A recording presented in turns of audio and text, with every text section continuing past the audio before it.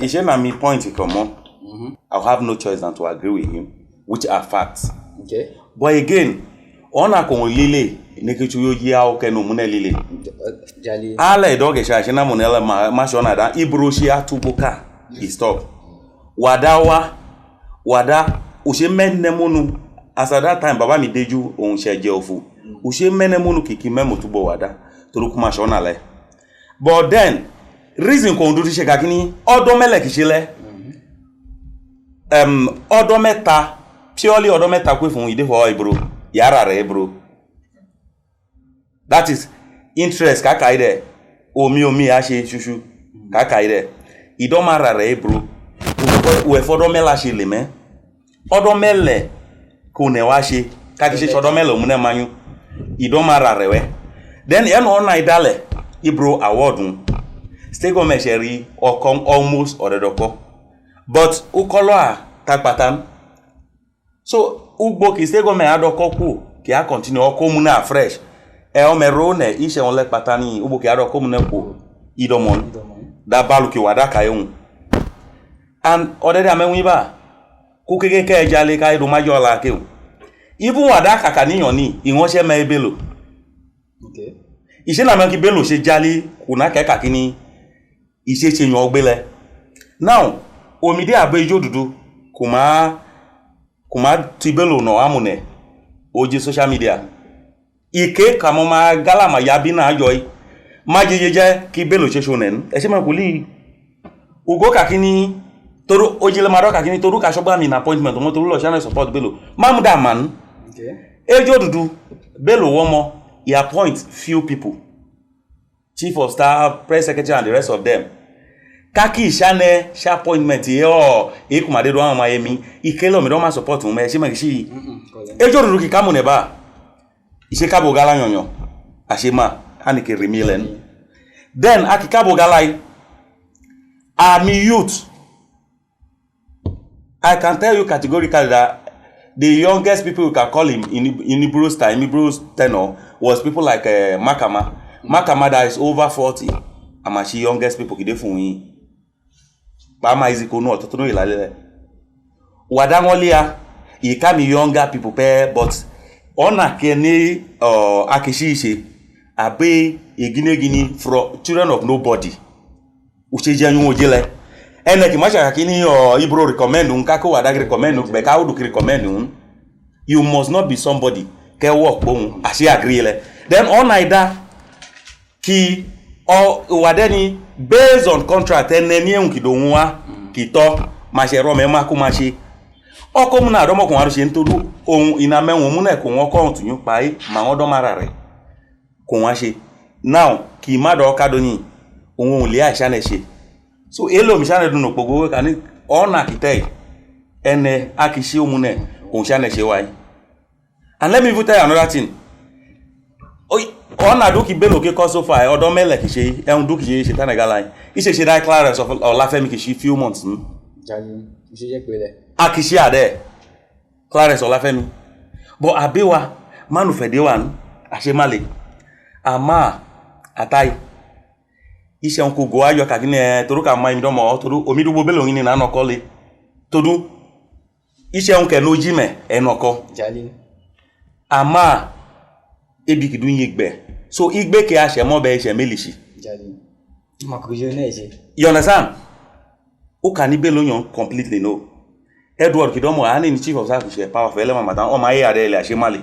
A odu ka se kuchi acknowledge fact like akini ikokaboko to ashi chief of staff ne do kinike show mu kola chief of staff dabo local government chairman kenike command o ma pushe da o ma pushe ama se nu won memele fun but won memele ka ne aba impact on Abowale ona jokuta do mo iselekun ama uyan gba gala lo won adabi oyun yo kaki gala ki yan gba o pa kide for ayo duduta taka correct ola ki pe o ape asemu won asemi value idabi for wa kaka maka use only todo ka correction la atai imen ta kide igbelele e bien e ro ma bien yan gba ikoka ogogbo kan na kan omuda ka but e ka on ki bien se kakini inebun iyon kaji oja bola na lenyon iko kuna support Bello yi to da me teshi lale yi na ka kini na ka Edward Jali ichegunu aboka majubu wayo kuma yare mi yun no male to bolia kumeni amane ke Bello male o ke do menu we maladu biela Bello maladu biela kuma remi o mi sha remi elen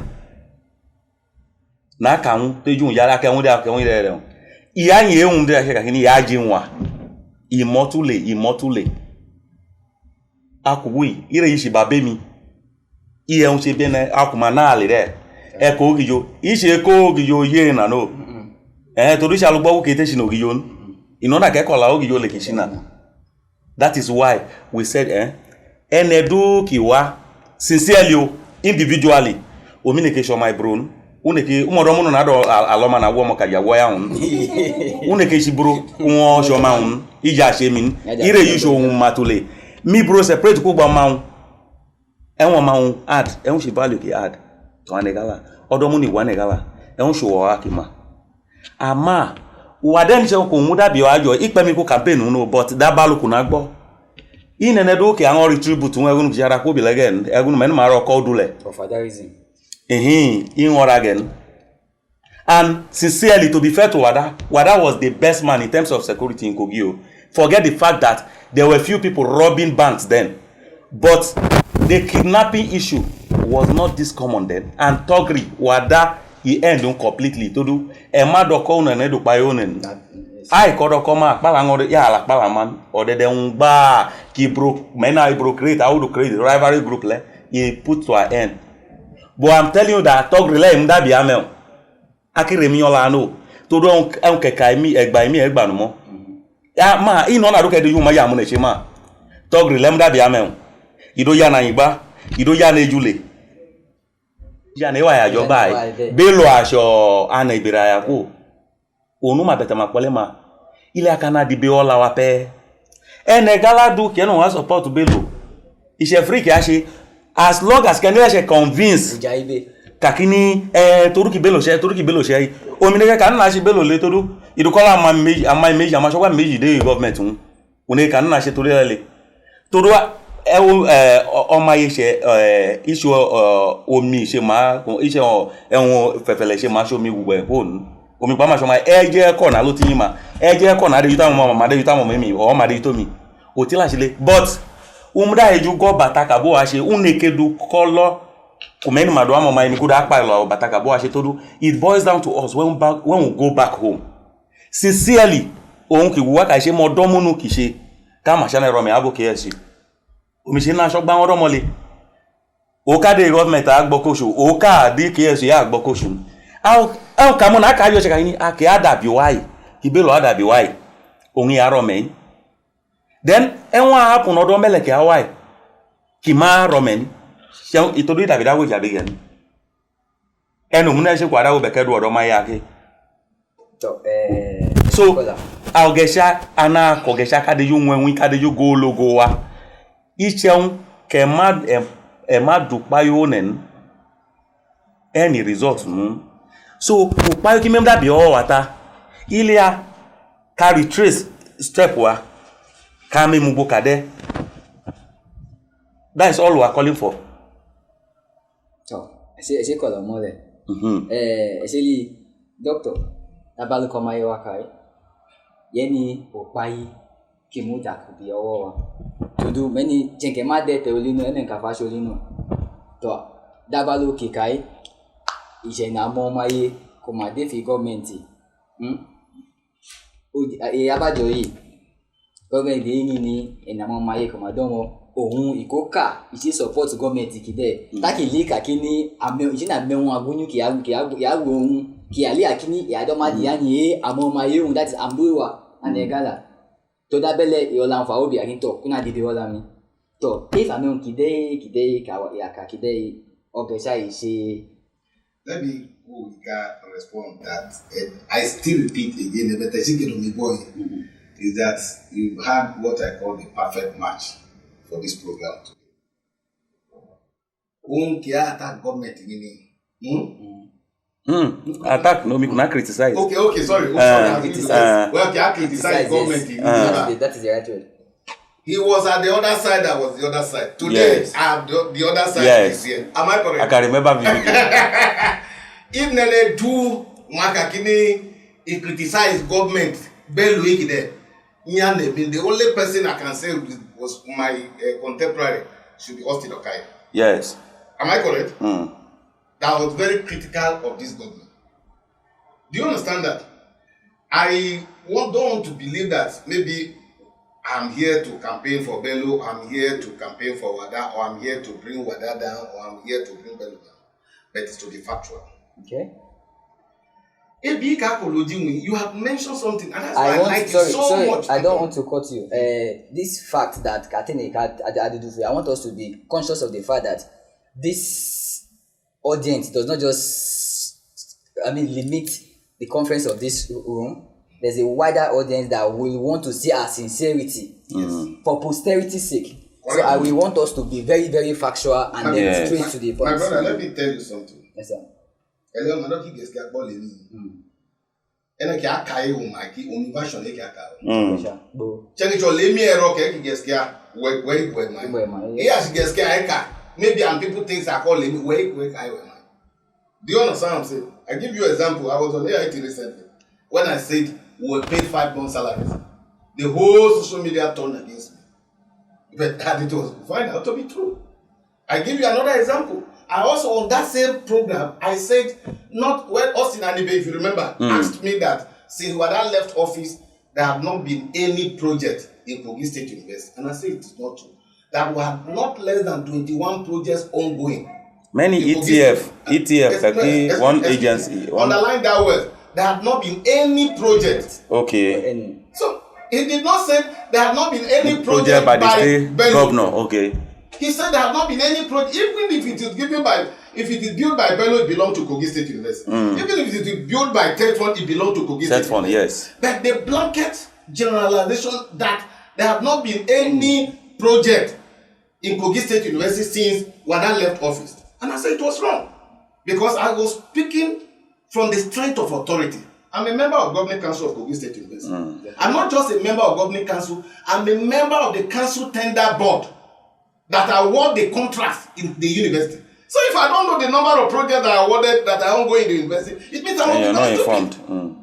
So the people outside there say, hey, about 21 projects, then you know you will be laughing at ignorance of some persons because they don't know what you know. Do you understand that? So coming down home, the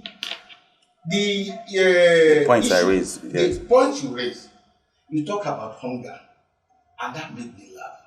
You know why I laughed? I laughed in the sense that you have already raised the foundation, and the foundation you raised happened that Wada had a godfather, which he was serving for 3 years plus. Until the wee hours, he said, no, I can no longer pay again. As at that time, the damage had already been done to the image of Wada. But that will not take away the fact that even when Wada was doing that thing, his son, Hassan, celebrated a billionaire this thing within that period. That was a mere rumor. Okay, so that is the rumor, but that was the rumor out there. Let's draw that one. The argument we need to put forward is this. You remember when Wada was servicing Ibro or whatsoever? You remember as alleged. Yes. As alleged. You remember the story. Wada dunye. Wada gweda dunye. Signifying what? Poverty. Now what I'm saying now is I'm coming. I'm not denying that fact, but the poverty now is now worse. Yes, allow me to let him finish.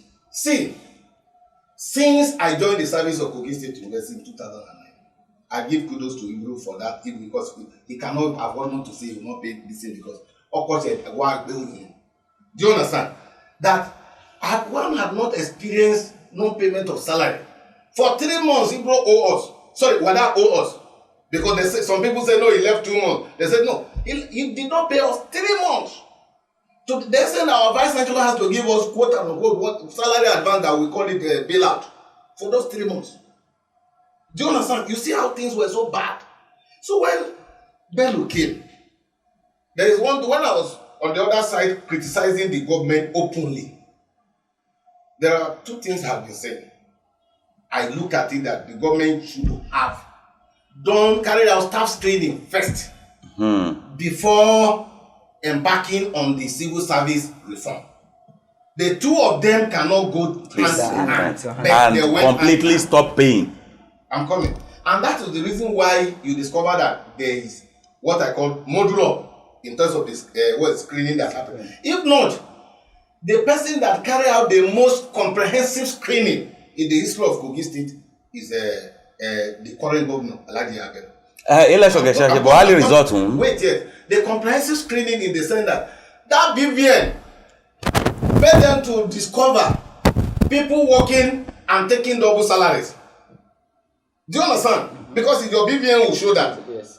And apart from that, I will tell you, my brother, Obera, yes, I'm hotel looking loko joji lei. Amen and ege. Edward Shani ne umanyu me. Wait. No, ona na man atanu jokitini. O kitija na elpetala you know where I'm going because you raise the foundation and that is where I'm going. I mean hotel looking loko jai oji lei chabenene. I'm a politician and a family. I'm a civil servant. I'm a civil servant who were thriving on the syndicate of the ghost workers. Quick man, let me tell you, for this public this I won't mention it. Ono Blecker work with this what they call pension office. Ubome Louis na Kuni Dama at the same time. Where state Tigala Jeu. Omishema. Omi don't do na do you understand that? Ankenewa, oh my discover you. O ko ke adu Kuni le papo o ko ene domo ike. Choka mi pensioner dem. These are the things. I'm a syndicate le but when you come to flush people out like this, you remember when even Ibro did his own screening, that's not even as comprehensive as that of Bello. You remember the noise? There was serious noise to the extent that many guys lily ball sanity, but here and there blackmailing him. So any do a jail screening or my exposed man, we know this. But having said this, and give kudos to Bello for that comprehensive screening, for the political will he has summoned to carry out that does not mean that there are no pocket of issues that are there that are associated with this. Okay. One of it will say that yes, screening shame, but Ele will look at it that the shortfall of Oko Kimadeni will look at it that Oko showing 30.something billion naira wine. As I speak to you, he has paid salary. So that he has paid salary for the month of August. Yes. Coming. Can I come in now? I'm coming. He will not take the whole time. Wait, I want to come in. He has paid salary for the month of August. Okay. Do you understand what I'm saying? That? And that one of the things that Bello did that was very benevolent to Bokman notifications or infractions here and there. Some persons went and even forged statement of result from this polytechnic. Is it the date of that of their certificate even predates the establishment of that polytechnic. So such people, instead get hand over to police, prosecute the next thing you now say that not clear. What do you want this kind of people to put them not clear? And as you put this kind of people in this category not clear, they will continue to come to work. And as they are coming to work, they are expected that you should pay them. And be category 30 months, 20 months. I will give you justification. You admitted that Omide Boma criticized government publicly, confrontally. Period could not criticize the government.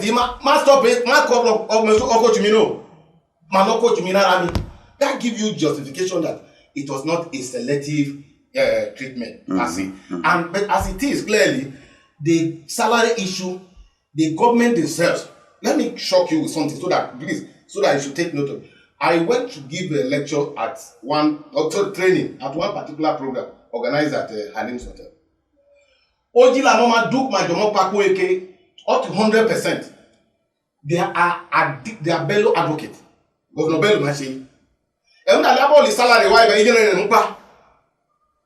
that tells you that nobody play politics with the issue of salary. You have to take the intervention of the chief of staff, Chief Edward, to invite Okala to come and talk to them. And when Okala was talking, after making his presentation, many educators attended. And no, we must ask questions, we must ask because this is the only thing that they used to throw back at us. Today, I can speak to you, 30 billion naira, machine run or coach me, Akini, a issue of salary, no salary, and politicians do magnify, Ele had reduced to a large extent. And one of the things you should give kudos Can I come in now? So one of the things you should give kudos to Bello, you understand, his submissions, you give kudos to Bello is that during that time, I'm sure you are aware that he paid percentage salary to local government workers as ridiculous as 10%. Quote me, as ridiculous as 10%. But the percentage is still on. You understand? No, that's why I said, are you that's ridiculous? Because Bello pays percentage, but there is significant improvement away from that ridiculous 10%. But because there's lots of money, right you understand? Coming into the states. Can I say something now? A lot of money may not be there on this. So you should take note. These are the things we need to look at it. My brother, we just established one fact here. You said, on Aida, Kimuda kishi hawa shona Ida. On Aida ko praise Malay. Ki majo 100 kilometers. No. Portion le Ogolawo. Okay, how many kilometers? How many kilometers? No. Wait, Ma stop. Ogolawo part. Omi kuna be praise ma kokwe Ogolawo yi. Omole on ma wa ma stop yi. Enemo go ko use ko powerful. Kishi monitoring project monitoring. Let me ask you this question and maybe see how whether your truth is objective. Okay. Ugbe buru che. Ugbe ko wadache. Ugbe Bello che ugbonana tule. Ogbe buru che ugbonana tule. Sincerely, I have never been a fan of Ibro. Ibro che kwejule. No. Kwejule. No too momi.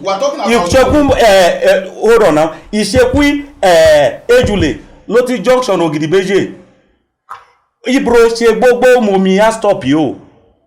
Then ishe dual carriage for ida. Gbogbo we ugbo local government secretariat Ajaka. Omi ishi fa ni Ibro shin. Uwe mi ko campaign ni Ibro, uwe mi ko campaign ni Iwadan, uwe mi ko campaign ni Bello. Ojo je mi po on se kakini. Omi le un do wrong. Mistake order boy. Only mistake e o ne kan. Now, en gba kikai. Oko ki we for Bello, se toko ki we army governor kan ne kogile mama me. Now, the aim of bailout fund was not what Bello used it for. Okay. Governor Bello should apply for bailout fund no. Wada todukuma rome ami pending ome arrears ba me okide kijane. Ijejane. Icho nkete no ki state government won je tane. Egbola me wada ajo me oṣù mẹ́ta kakilo yin ka ile. Oko oṣù ka de account kakilo. Eneke agboko nana tule yi o ma perform yonyon ni ugboko la de ide. Now ise on ke di 10,000 one ke on kila ki won ne ke feed enogu kene ke adi 20,000 on ke on kila ma feed ene melun problem domo isu to du ka bo melu je ke o ma ko ke kakini enile ohun che tule nu gonu ke do win amo ko gini kite wala legba now ku ke assistance now. No ministry is functioning in Kogi in terms of Army Rural Development Mashekobi Army Ministry Shachi. Do Army Commissioner Mashachi. Omi men maya wale Army Commissioner Ashe. Ajoy in do the commissioner and approve. Mademi Kredoma 1-on-1 kuma kogeshe make. Government take it there kuma manna kanfa. Komide fun Kobi there. Ise na ka ko man ke deny about me. Ka ko koleun ba. We shall study una gba kakini amakade ka ko kano. Ikokuna kani the current administrator of Ankpa John Adugai ko neshe ki achieve ise anene ka mi public benefit kubo won se mamu adun ya se yanyan ohun je kelen maybe toduki magoji mi detail ohun but he came to agree later that I was saying the truth and truly you cannot compare John Aduga to the last guy that left there. He was like a ghost worker, but this guy sincerely he is doing his best. The Aduga of Ankpa. Now, example le ona take example como clue como kakini do koma ikaba ishawa sheun. Isheun kakakini Bello perform ko only 100% kan Bello perform e ma ki problem domon. Actually. Iro is Obama ki perform America makai ise nugbo ko na kanyen ole. Now, onai ka kola dugbo yin omi kuna je mi mo yo na ma se kuma channel se le side local government mi lo mama de okado nde ba ki se na bia na ko mi won se ogba mi mama se ni ma do okado tin ni odo monu ya take governor ki se ona leke ona ki ma ja kini completely o ma ogwa ko ma se yin you understand then again compare Ukwami civil servant and ke gbeyan le ene ka ro loko ya for screening ene ke bidupa ene ke ipa abo PDP o ka se kwa ka kini tele ki nnu ko se malaria ki ku kuma ko no yi government le ase ma bele but in a big genuinely kuma ku ojo loko ojo laye ojo la accident kuma lo to ko screening ni ene kuma dun wi onuku e se me government yi onuku enwelele inyo maman men okala men omi ma ki gala se ko bi ntodu igala cannot be that wicked. This guy this screening Paul Emone odu ede fun ene ogesoju aka wishe ko grami certificate inubo ko inu kolo ko mi na ofiyele kuma ode mi spell opa Olúwa de oda mi aji igala na se opa Olúwa de olopa lun o ma spell ali aji I awelele screen le modu maduko kan na ede kolon down to our family. I have an auntie in Lokoja. Ko mi me kan auntie mi ba ise men civil servant there ba o ma do majo ide ene ke wan ki asokolo with the state government ami reason egine makoko then na si screening le okonawa ena gba bela phone ti wa e se gba ke awa monthly allocation ke awa e do ma gba aro me aboyin at the end any result taki o ma di 30 billion we kedu cover mistake ko e se during time we se ke wada se gelo na kuna ke ba aboku ma supe ma gratuity ototuno iba eba ike ko tanu ko lo ke gba ototuno yi ma gba te ni kogin akuna we mi o ne call mi kakini o mera gba mi se mera government ire ki baba un oko un mara un te ni un kan to o mi do mo pa ma gen maybe udi no bo ma me ke kan todu many ehun ke ma yen ma de yin pen ehun kalu ma yen ma de yin pen akuma do mo ne ma na dago yi fence